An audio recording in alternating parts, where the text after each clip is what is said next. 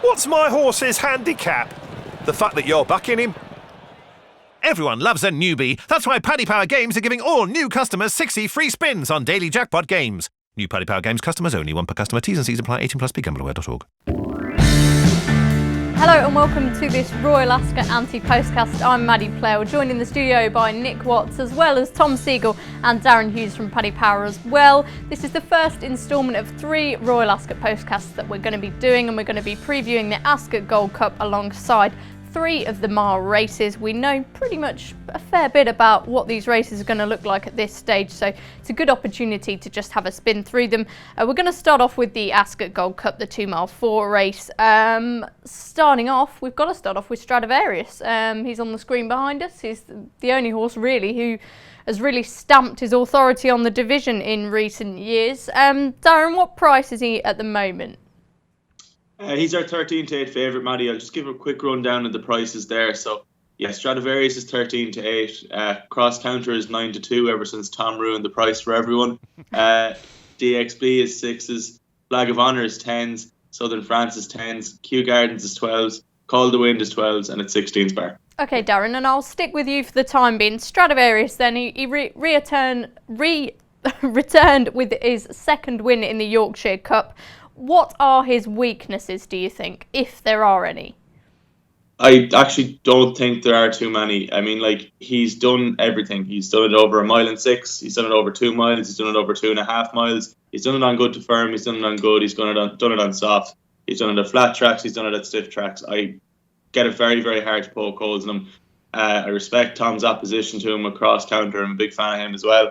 But to be honest, you need to make a very, very good argument to get me to take this guy on, because he just wins. He just wins. Like, he doesn't win impressively, and I think that's why people kind of rush to take him on. But he's very, very hard to beat. He's a brilliant attitude. He's small, so maybe, over racing is maybe one thing that they could do to ruin him, but they don't seem to do that. So, yeah, look, I don't know. I'm not rushing to take him on. I do have one at a bigger price, but it's not like a banker by any manner of means. Yeah, we'll save that for a little bit later on. What's he, Stradivarius? I mean, last year I was keen to start taking him on in these races, but he's so professional now. He just seems to just always get the job done. Well, Darren's hit the nail on the head there, and that's why horses like him are able to run up quite big sequences, because they don't win flashy. They do what they need to do, so they always keep a little bit back. And that enables him to be campaigned quite aggressively, as he was last season, obviously with the £1 million bonus. Takes his racing very well, and he doesn't do more than he has to. So, Darren said it already. He can do it over any track, over any distance from 1 mile and 6 upwards. Stays at 2.5 miles fine. Do you think he's got the credit he deserved for everything that he's achieved? Yeah, he seems to get plenty of column inches. So, yeah, I think people appreciate him for the class horse that he is. And I fell into the trap last time. I took him on with Southern France, just last time out at York, just on account that Southern France had the run and Stradivarius hadn't. So I thought maybe he might be a little bit rusty first time up. But, of course, he wasn't. Put in another really solid professional display. There was a sense of inevitability about it once he got to Southern France, and he went away and won comfortably. I'm sure we'll get on to other horses in a little while, but I don't think Southern France or Kew Gardens, who he mentioned, are likely to run in this race, so that's something to bear in mind. He battles so well. Let's move on then, Tom. I think you're the person to go to when talking about cross counter. Probably most people would agree he's going to be Stradivarius' chief danger, and he just looks a really classy horse. Yeah, love him, Maddie. The boys said everything about Stradivarius. The only thing I've got to say is that he's taking on better horses now, I think. I mean, if you look at last year, he's beating Torsador, he beat Southern France the other day, he beat Count Octave, Thomas Hobson, Desert Skyline. Those are the horses he was beating. Now he's, as Nick said, as Darren said, he only does enough. But I think Cross Counter is a real, proper, serious horse. I think he's as good a stayer as I thought the Melbourne Cup was just phenomenal. I thought he got one of the worst rides I've ever seen in a Melbourne Cup. And he got Kieran McAvoy out of such a load of trouble. He cut down Marmello, must have given him 5 length start, cut him down, beat him going away. We saw what Marmello did on his comeback. He's a really top horse, Marmello. He's an underrated horse in my book, and I thought what he did there was outstanding. He's then gone to Dubai. He's won the Dubai Gold Cup there. I think once again he didn't get the run of the race. Ipsolini got an easy sort of passage. He must have saved 10 lengths going around the inside. I just think he's a really good horse, and I think he's better than the horses Stradivarius beat last year. Now, obviously, as the boys said, Stradivarius just wins. He simply just wins. So To say he's not a top-class horse is ridiculous. He clearly is. But I think Cross Counter's got more class than him, and that's why I went for him. Yeah, I can see that angle for sure. Darren, what do you think of DXB? He's made the step up to staying distances this season, winning the Sagara and the Henry II. But for me, maybe I'm being a bit harsh. I just feel he lacks that sort of touch of class and touch of speed that the likes of Stradivarius and Cross Counter have. No, I'd agree with you. Not a fan of him at all. Highly inconsistent last year, and that just soured me off him. Look, he's obviously improved a little bit at least for the trip this year, but beating Raymond Tusk and beating a field of handicappers at Sandown does not a champion make. He has way more to do before he starts impressing me enough to back him in races like this. I think he lacks the bit of class as well, to be honest. Yeah, maybe he could perhaps snatch a place or something like that. Let's move on to some of the Ballydor Brigade then. Southern France, Flag of Honour and Kew Gardens all in the same sort of bracket. Who would be your number one out of their sort of group, Watsy? I think they're a bit lacking this season, to be honest. I think I mentioned earlier, I think Southern France are talking about going for the Hardwick Stakes with him. I think Kew Gardens is going for the Coronation Cup at Epsom, so I'd be very surprised to see him turn up here. Capri has been well beaten in a couple of starts this season. I didn't even mention him, and that probably explains why, doesn't it? They're certainly not as strong as they used to be, but I've got a feeling me and Darren might be copying each other here, because he said he had one at a decent price, and I've got one at a decent price, and I've got a funny feeling it might be the same horse. He actually ran in the Savile Beg last time out at Leopardstown and beat Capri into second place. He's a horse Dermot Well trains called Falcon 8, yes, who is very, very interesting. Comes from a really good family related to Free Eagle, who won at Ascot, and a horse called Sapphire, who won a good race at Ascot as well at their Champions Day meeting. Very, very lightly raced, so there's always the chance it might be a bit too much for him at this stage of his career, but I thought he was seriously eye-catching in that Savile Beg. Stayed on really, really strongly, got to within 3/4 of the length of Twilight Payment. Beat Capri into third, looked for all the world like a horse who wanted further than that. And the Savile Beg is Ireland's race for kind of prepping Gold Cup horses. It's been won by plenty of horses down the years who have gone from this race to Ascot, Order of St George being the latest one, I think. And if he's obviously entered in the race, and you could be kept for the autumn and go for the Irish Ledger and that kind of thing. But I think if Dermot Weld gives him the go-ahead, that's a statement of intent. He thinks he's ready. And I think he's hanging out there about 25 to 1 at the moment. I think that's a massive price, considering we've been through a few of these we don't think are going to run. He's got the potential to shorten up. I think he's very interesting each way. Yeah, I'd agree with that. He was very eye-catching last time out. Darren, is he the one that you were keen on? No. No, well, that's good. That's a bonus. Nowhere near as fancy as that, I'm afraid. Just touch on a couple of Aidens there. Yeah, Southern France can see no reason why he's going to turn the table to Stradivarius. Flag of Honour, he might show up here to make a nice change from looking at Magical's arse, as he's been doing all year so far. That'll get him fit if nothing else, and he's probably better at longer trips. But the one I had was Kew Gardens, lads. I don't know. He won the Ledger last year. He's 12 to 1. I'm a little bit surprised he's as big as that. I think he's certainly the best of Aidens. What happened on his return, do you think? Was it just the ground? I mean, Ryan Moore got off him afterwards. That's a bit worrying, wasn't it? Yeah, I'd say that there was a mixture of things. I'd say he probably badly needed it, and the ground was rotten on the day. I think he took a bit of a drift as well. He opened up at 2 on, I think, and he went off 4 to 5, which is a hefty enough out drift. For me, he's the most impressive of Aidens. He's a Ledger winner. I'd sooner back a Ledger winner in a race like this than an improving handicapper or a Derby also ran. Do you know what I mean? Which DXB is. I just thought 12 to 1 was big. When you're looking at horses there that are 5, 6, 7 to 1. 12's looked a little bit big to me considering the back class he has. Lati Dar is obviously a very classy filly. She's obviously won on her reappearance, and he fairly well beat her last year. I think he's a great price at 12s if you knew he was definitely going. Okay, and Tom, we saw some French action at the weekend. What do you make of their sort of contingent? We have the likes of Cool to the Bar and Cool the Wind. Can they figure? No, not good enough, Maddie. I don't think they're anywhere near good enough. Those two, the O'Brien lot, I think Capri's the only one you could make a case for. I don't think any of the others will run. After the other day? I don't think any of the others will run, Maddie. Okay. I really don't. Aidan O'Brien is very, very... He's a creature of habit. All his horses are conditioned the same way when they come into the Gold Cup. They all run in the Savile Beg. They all run over 2 miles before, or 1 mile and 6 beforehand. None of them run over 10 furlongs or go to the Coronation Cup. I think it's very unlikely that Kew Gardens, Flag of Honour or Southern France run. That's my opinion. I think Capri's the only one. You've got to remember, he does have a lot of back class. I would be obviously, on what he's shown this year, he's got no chance. Terrible. Absolutely no chance. But he was 5th in the Arc. He was only beaten 3 lengths by Enable. He's won an Irish Derby beating Cracksman. He has a lot of back class. Therefore, he's the only one I can see. It's just, I mean, I'm taking, on this year's form, you've got to take take his chance with a pinch of salt. But he has got a lot of back class. He's by Galileo. He's being trained specifically for the race by the guy who wins it more than anyone else. So he's the only one I can see, because I don't think any of the others are going to run of the Aidan O'Brien lot. I personally think it's a 2-horse race. I think the market's spot on. I think Stradivarius or Cross Counter will win. Simple as that. Nicely summed up. Let's just clarify your selections then. One winner from each of you and another bet if possible. Watsy? Well, I think Stradivarius will win, but Falk and 8 each way for me. If he goes 25 to 1, good price. Okay, and Tom? Cross Counter for me, Maddie. All in, straightforward. Yep. Darren Hughes? I think Stradivarius is just going to win, to be honest, but you'll get the same price on the day. And if Kew Garden was to rock up, I would chance him each way, but he probably isn't, based on what Tom is saying. So thanks for your selections, lads. With the Ascot Gold Cup approaching, one resource you need to get your hands on is the Royal Ascot Guide. It contains unbeatable advice from everything from fashion to, of course, the racing. An unbeatable week it's going to be at Royal Ascot. Watsy, some great stuff in here. You're going to be using it to source your winners. Yeah, I'm not sure I'll be using it for my fashion, Maddie, but yeah, definitely for the horse racing and the tipping. Yeah, you wouldn't look anywhere else. It's a great accompaniment. Bring it with you to the races, or read it beforehand, and go there on the Tuesday with all the knowledge in your head, and you won't lose. Yeah, plenty in here, as you can see, and at $12.99, it's an absolute steal. Go to racingpost.com/shop to get your hands on it now. Here at Paddy Power, we're the home of the Money Back Special, with some incredible offers every single week. Check out the website or app today. Terms and conditions apply. 18+, begambleaware.org.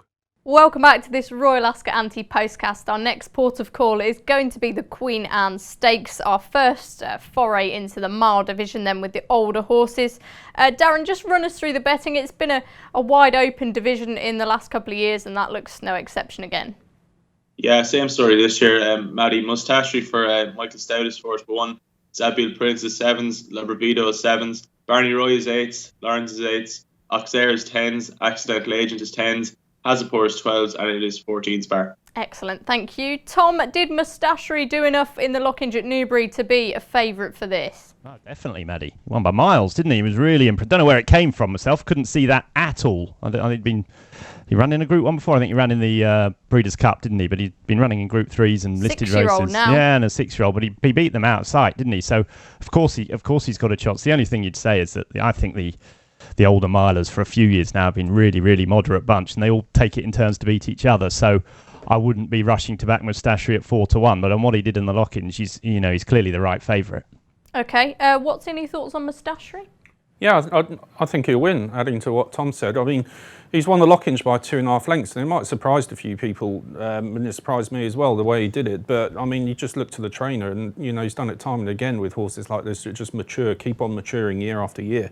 And it's amazing to think back in 2016, he was beaten in Britannia at Ascot, and now he's favourite to win the Queen Anne. But, you take it at face value what he did last time, and there's no reason to think there was a fluke, because he won by 2.5 lengths, and he's beaten Le Bravido, he's beaten Accidental Agent, he's beaten Lawrence very comfortably. He's kind of risen through the ranks, and as Tom said, I think this is his second run at the top level. He ran late season last year in the Breeders' Cup, but you forgive any horse, a kind of negative run there at the end of a hard campaign. But, you can either treat the Lockinge as a fluke and find reasons for one of those in behind to come and beat him this time, or you can look at it like I've done and said, well, he's absolutely hosed up. He's won by 2.5 lengths of Group 1. And I look at his trainer and think, well, there's no reason not to believe that form, because he does this all the time. He's a strong stayer as well, isn't he? Strong stayer at the trip, which I think is important at Ascot, particularly it's good to be strong in that final furlong, I think, and he was certainly strong at Newbury. I mean, you just put distance on the others, and I don't really see why any of the others should reverse that form with him. So I think he's a good favourite. Okay, that's probably a good point. If it is an open division, maybe he's a bit bigger than he should be. Who knows? Darren, we'll move on to Lawrence then. Do you think she's just vulnerable against the boys these days now? I just want to touch on Mustache first. Yes, I treat it as don't care. No way. That cannot be real. I'm going to question it to the very end. I mean, Lawrence was second. Carl Burks were running shite at the time. I'd say she wasn't up to herself. Accidental Agent and Romanizer third and fourth, I think, and they hardly models of consistency. Labravita was thereabouts. He's no good either. I Can Fly has been beaten since. What is good in this division then? That's a fairly good question as well, to be honest with you. The one we'll touch on the one I've come down on later on. Just on Lawrence, I don't think that was her at all now, to be honest. Like, as I said, Carl Burke was like 1 for 33 at the time. His horses weren't running well. I remember I backed one of his in Nottingham that came there literally with a double handful and found nothing 2 furlongs out. None of his horses have been running up to scratch. Now, they had a winner, I think, a couple of days ago, so maybe they're back now. But at the time when she was second here, they weren't. I don't really know. It's not the best division in the world, I will say, but she's a model of consistency. Like, she's very rarely out of the front 2 or 3. And if she can improve again a small little bit this year, she's probably a fair enough price at 6 to 1. Yeah, okay. Let's not dismiss her too quickly then. She does seem very, very consistent. Tom, any thoughts on the Lockinge also rounds? What about Le Bravido? I thought he shaped as if he wanted to step up in trip, sort of. I had a few quid on a couple of them. I had a few quid on Accidental Agent after the race, and then a few quid on Le Bravido for the same reason. I just thought Le Bravido was on the wrong side. He's a Jersey winner, and the thing about Ascot races, Maddie, is I think it's a big course specialist track, that straight track. And I think both of them, Accidental Agent won this race last year, Le Bravido won the Jersey the year before. I think both of them have course form, and I think that is what my Ascot betting on the straight track is always about. Course form. That's why I'm against Moustachery at the prices. He won there, but he scrambled home from a neck in a handicap, and he was thrashed in the Britannia, as Watsy pointed out. Lawrence was thrashed there last year in the on Champions Day. I know that was soft ground. I know it was the end of the season, but she did finish 8th of 11. It was her worst run by quite some way. So my thing about Ascot always will be, always has been since they did the drainage there, relayed the track, is course form. And that's why I went for Accidental Agent. I've backed Accidental Agent and Le Bravido. They have it. Yeah, they certainly do. I think Accidental Agent, that was quite eye-catching considering Eve Johnson-Horton's comments beforehand about saying how undercooked he was, and he's had an injury problem and he would nowhere near be ready. He was pretty eye-catching, wasn't he? Yeah, he ran really well, and he watched that race last year. It was a bit of a fluke. Clearly the way the race was won, he was held up out the back and came through to win. But who says that's not going to happen again? He's a Group 1 winner of the race last year, and he was 16. I don't know what he is now. Darren, I think he said 10 to 1. I think that's probably about the right price. But as I say, these are not great horses, these milers at the moment. And it's every time we have one of them, it's whose turn is it today type races. And, I like horses that have run at Ascot and run well there. And that's why I went down on those two. Darren, we'll go back to you and just say Hazapur. What do you think of him? He won the Amethyst Stakes last time. He's still got a bit to find, hasn't he? Yeah, but again, he's beaten nothing there. He's beaten Verbal Dexterity and Zeba, and they were beaten twice as far with Magical yesterday. For me, he's short enough now in what he's achieved, and it's not like Dermot really to send him over to Royal Ascot. He's incredibly patient. He's probably too patient, to be honest. He really waits for later on in the year. I couldn't even say he'll definitely go. Well, I couldn't say he'll definitely go here, to be honest. I think he's short enough based on what he's achieved. Okay, what's Barney Roy? Let's talk about him. He's quite an interesting horse. He's was whisked off to stud. That didn't work out. He was second in the Paradise Stakes on his return. That was okay. And then he quite impressively won a listed race in France last time. Yeah, you're exactly right. I think he's the sleeper in this division. Not so much a sleeper because obviously people are aware of him already. But, obviously he's had time away at stud. He's had a kind of low-key return to the fray this year, but like you said, won in France last time out. He's won at Royal Ascot before, we know that. So, Palace winner, yeah. Exactly. So as a 3-year-old, he's very, very classy and showed he acted on the track. So he's got the course form there.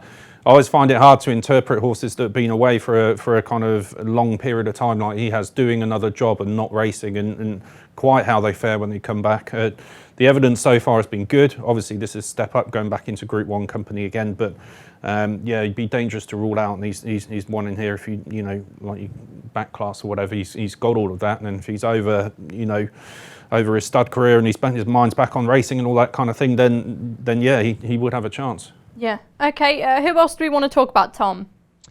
To be honest, Maddie, you could go through many. There's a couple of. I don't think we should totally give up on Lord Glitters, despite his bad run last time. I think he pulled too hard. I think he's better than that. He was close second in the race last year. A couple of French horses. Good run in the Dubai turf, wasn't it, before that? Yeah, there's a few French horses floating around. I think Almeida is entered still. I don't know if he's turning up, but he pulled too hard last time. Did he win the French Guineas last year? He's a good horse for Jean-Claude Rouget. Andre Farb's got a couple floating around. Moore et Nuage and Francois Graffard's got the Revenant. And French horses over a mile often do well, I think, statistically. And at home they certainly do. Not sure they come to Ascot and do great. But I think it's a wide open race. I think, as I say, I've backed a few horses on course form, but as the boys said there, it's a really hard race to get a handle on, I think. Okay, Darren, and just opening up to you as well. Any that we haven't already discussed? Yeah, Lord Glitters is one of the two that I kind of come down on. Surely again, he has, as Tom said, course form there, likes the ground rattling fast and stuff. The other one then that I came down on was I Can Fly for Aidan. The best run of her life came at Ascot, now admittedly on very soft ground, so maybe that's key to her. I'm not entirely sure, but she was only beaten a neck by Roaring Lion. There's no Roaring Lion in here, I'm fairly sure. There's nothing even close to as good as he was.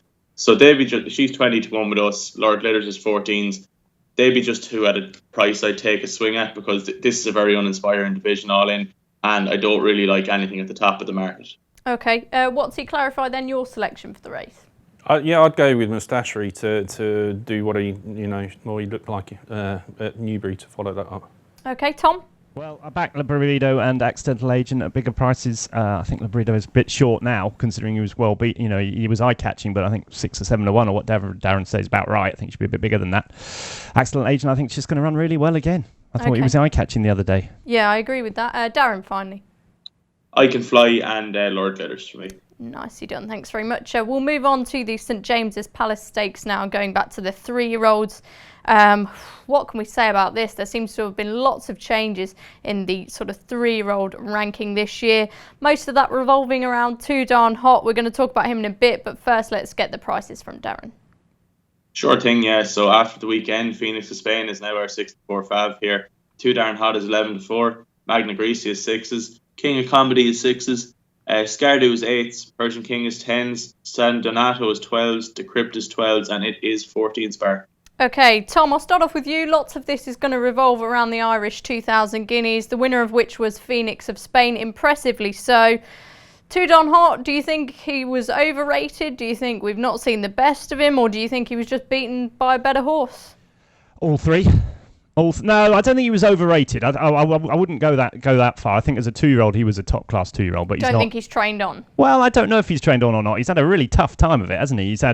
He had 3 weeks off, obviously walking. Then he went to the Dante, and then within 6 days, he's back running in the Irish Guineas. I mean, unlike John Gosden to do that, wasn't it? It was weird. I have to say. I mean, if it had been anyone else, I think people would have been going, "What's going on here?" I mean, John Gosden trained so many winners and such a brilliant trainer, probably the best there is.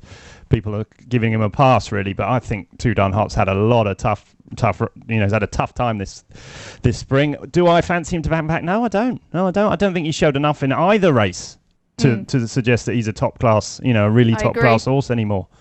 Magna Gracia, I don't understand. Everything was right for him on Saturday, and he just didn't look anything. I know people will say it was track and he was flattered in the Guineas. He didn't look the same horse to me. He looked nothing. He didn't stride out. He looked like, his head was in the air. He just looked like nothing like I'd ever seen him before. Phoenix of Spain is the right favourite. He has to be the favourite on what he did the other day. He was impressive. He won by 3 lengths. That on a seasonal reappearance was a big effort, wasn't it? Yeah, and we always liked him last year. I think we did a few of these podcasts last year, and Watsy and I were saying he's a horse that, you got to take really seriously for big races. He's a big Lope de Vega. He's got a lot of improvement. I think he's the right favourite.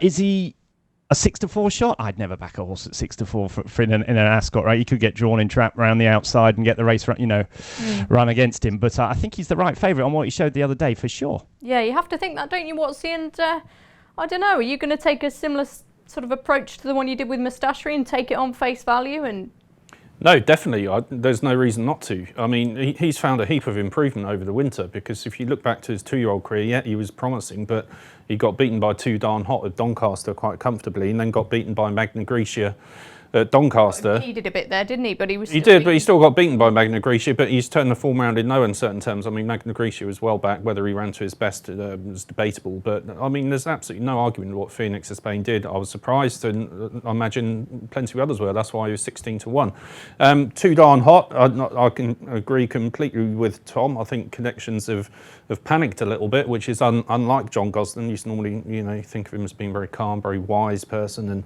I'm not sure they've taken the best route with him. I didn't see a whole lot wrong with his return in the Dante.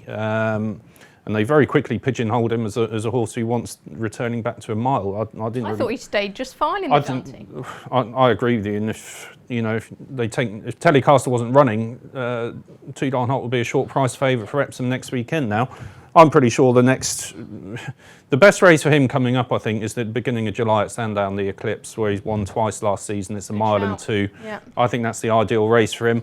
I don't think he's an out-and-out miler, and I think he showed that in Ireland. He was close enough, he was good enough. He couldn't lay a glove on Phoenix of Spain, a horse who he beat comfortably last season. A quick turnaround.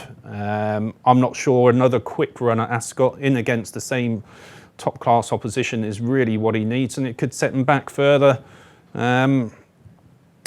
Rather than giving him a rest now and then bringing him back in July, like I said, for the Eclipse, which I think is a race that would suit him much, much better. So don't fancy him at all to reverse the form. I think Phoenix of Spain, he's 6-4, and I do agree with Tom that, I'm kind of like horses at bigger prices than that generally, but he's there for a reason, and it's because he put up an outstanding display at the Curragh on Saturday. He certainly did. Darren, what's your analysis of that race? I mean, even if we spoke about Magna Grecia, it seems to happen a few times in those sort of Curragh Classics. I just don't understand why horses seem to just not run their race. Yeah, hard one to figure out. Not entirely sure what Magna Grecia's problem was yesterday. I mean, I do believe there was some sort of bias in the 2,000 guineas in Newmarket, but not so much that he should have ran as bad as he did yesterday. And I think Hayden is on record now as saying that he can't figure out what's wrong with him. Too Darn Hot. Highly unsatisfactory. I think what his preparation this year. He lost his race. He lost the Dante in the first 2 furlongs. It wasn't the last 8 or the last 2 rather. He ran the remaining 8 furlongs as fast or faster than the winner. He pulled like a train for the first 2 furlongs. Like that's what the sectionals tell you. He should be taking his chance at Epsom next weekend. Look, John Gosling has forgotten more about racing before his breakfast than any of us will ever know. So I'm not going to question him. But for me, there's they were far too quick to rule out the Derby. No reason he shouldn't take his chance next week. Like, obviously he's not going to do it now after running at the weekend, but they shouldn't have panicked us, I don't believe, and I think they should have let him take his chance. Phoenix of Spain is certainly the right favourite. Yeah, very, very impressed him at the weekend. I'm kicking myself that I let him go by because I actually had a few quid in him for the guineas at Newmarket. Look, it's a very tough one. Look, Phoenix of Spain is definitely the right favourite. Am I going to back a 6-4 shot at this point? I'm certainly not. I can't back Two Darn Hot after the weekend either. I'd agree with Nick again. I think the Eclipse at Sandown is the race for him next, with a view to the Champions Stakes later on in the year. But just a little bit annoyed now with what's happened to him this year. I think if they could go back, they might do things a little bit differently. He seems a very sort of buzzy horse and a horse who likes to do a lot, and I think that's why they wanted to run him straight away, because he didn't seem like he wanted to do standing still, and obviously they missed that first chunk of the season, so he's a bit of an enigma now, isn't he? But let's move on to the rest of the field then. King of Comedy is we're talking, Maddie. Yeah. Now we're talking. He's a nice horse, isn't he, Tom? I was there at Sandown when he won the Heron Stakes, a really good race, that top quality field. I think 5 of the 8 were side by Kingman Sire at the moment, and he just seems to be a really good horse. I think it was 6, Maddie. I think it might have been 6 of the 8. Yeah, I thought he was really impressive. Now he's got a lot of improving to do to get to Phoenix of Spain, but we saw it last year with Without Parole. Yeah, same route. Exactly the same route. I like this horse a lot. I think he's got he puts his head in the air. He's a bit like, a lot of those Kingmans are a bit quirky, isn't he? Bit quirky, but I think he's got an awful lot of talent, and little bit disappointed that he's around 6 or 7 to 1, or what Darren said there, because I was hoping to. I didn't back him after Saturday. I was away with the fairies, wasn't thinking about it, and but I think he's got a really good chance. I think he's the up and comer in a division that needs a top class horse. I think Phoenix of Spain is very, very good, don't get me wrong, but I think I'm not sure he's a superstar yet. I've got to see that, and therefore I'm looking for an up and comer, and I think any of these Kingmans you pointed out there, I think King of Comedy is definitely a good horse, and I do also think that Michael Stout's Stradivarius will be a good horse in the future as well. Yeah, he was an eye catcher, wasn't he? He was an eye catcher. So I think it's more open. I'll have a good few bets in this, I think, come the day, because if all those ones at the top run, I'd be quite. Obviously, Phoenix of Spain can easily win, but at 6-4, as the boys said, he's a no-no for me now. So I'll have a few good bets in there. I think King of Comedy. Save the rest. And Stradivarius would be 2. Yeah. A couple more minutes. Let's talk about some others. What's here? Scardo, he ran at the Curragh. Seems a bit of a muchness. Calix, what a disappointment he was in the Sandy Lane. Probably unlikely to go for this. Persian King, going to have other targets as well as 10 Sovereigns. Yeah, I'd say so. I wouldn't fancy Scardo one iota. I think he just, falls below the top level. And, I said I don't think any of those behind Phoenix of Spain will reverse the form. Tom said it all about King of Comedy, very interesting horse. And Sangarius too. I wonder if Sangarius might, it's not under discussion today, but I wonder if he'll go for the Jersey. That might be a race that suits him quite well. Expert Eye, similar, reminds me a little bit of Expert Eye last season. Reminds me of him too. Yeah, and he kind of didn't quite come up to scratch in the Dewhurst, did he? But I thought there was plenty to take from that reappearance. And I said it with Moustachery earlier, it's Michael Stout. He's so patient and he just brings these horses along brilliantly. So he might not be what we originally thought, but he will come good at some stage, I'm sure. Okay, Darren, have you got any bigger prices you want to mention for the St James's Palace Stakes? Yeah, I've two there. Just touching a couple of them that we're talking about there. Calix wouldn't get a mile in a horse box. Scardo can't have him now at this stage. Yeah, I think I'd agree there with Nick. There's no point going over that again. The two that I kind of like at bigger prices, one everyone will know about. The other one, I'd say less people will. The first one is 10 Sovereigns, right? I think Newmarket did not go well for him. Like, he had to do an awful lot of his own donkey work. I'm adamant he was on the wrong side. Is this the target for him?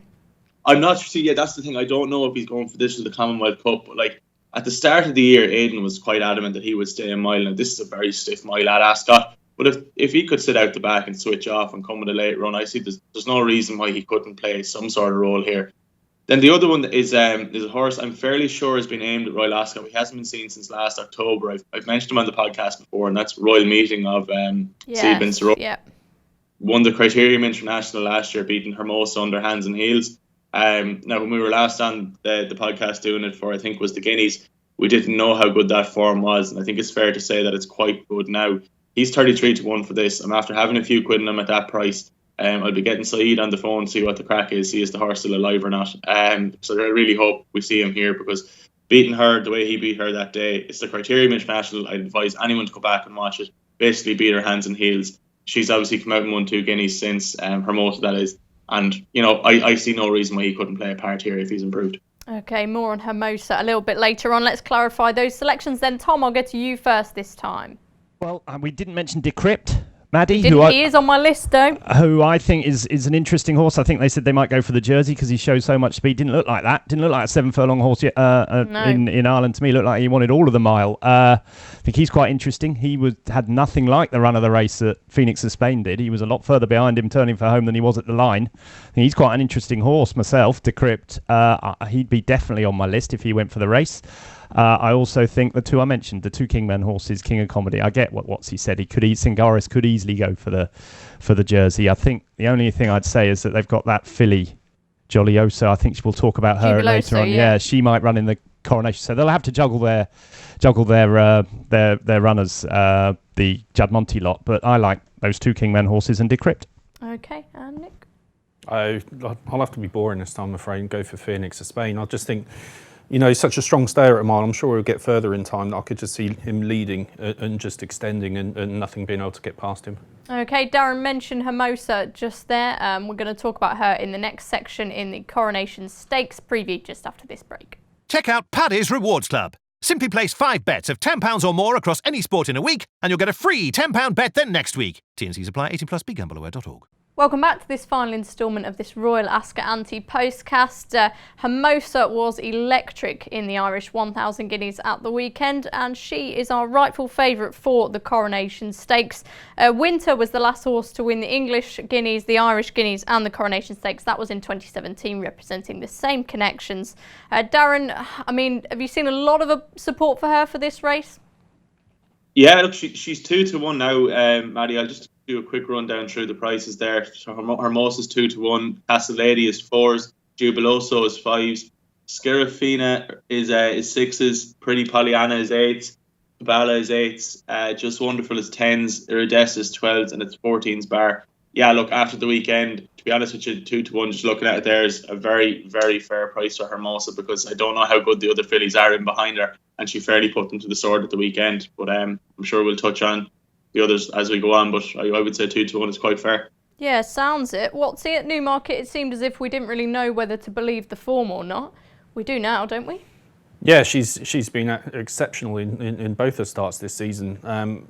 2-1's a very fair price if we knew she was going there. The only caveat is that, she might go to the French Oaks, I've heard, so and stretch out a little bit to 1 mile and 2, which I'm sure she'd get because her sister, I think Hydrangea, won at the top level over 1 mile and 4. So the fact that she's doing this over 1 mile is, great versatility and she's got a lot of different qualities. And if she came here, you'd look nowhere else for the winner because you couldn't see anything running in behind her at the weekend that would go and reverse the form. I think she won by 4 lengths, and it was a stroll. It was a real stroll. But if she's got other avenues, if she's going to France for the, I'm not quite sure the timing of the French Oaks when it exactly falls, but if she used to go there and stretch out and trip, then maybe she wouldn't go here, and that's the only reason that I wouldn't advise taking the 2-1 now. If she turns up, then she wins. Yeah, Tom, for me, I think the key to her is tactically she's a very strong stayer, and if they go off out in front, just nothing is good enough, and she seems to just stride out really, really well. I mean, on ratings, I'm not sure if she's quite as good as Winter was, so there's a comparison to be made there, but how do you rate her? I rate her very highly, Maddie. I think she's by miles the best filly over 1 mile we've seen this season. I think she's getting better all the time.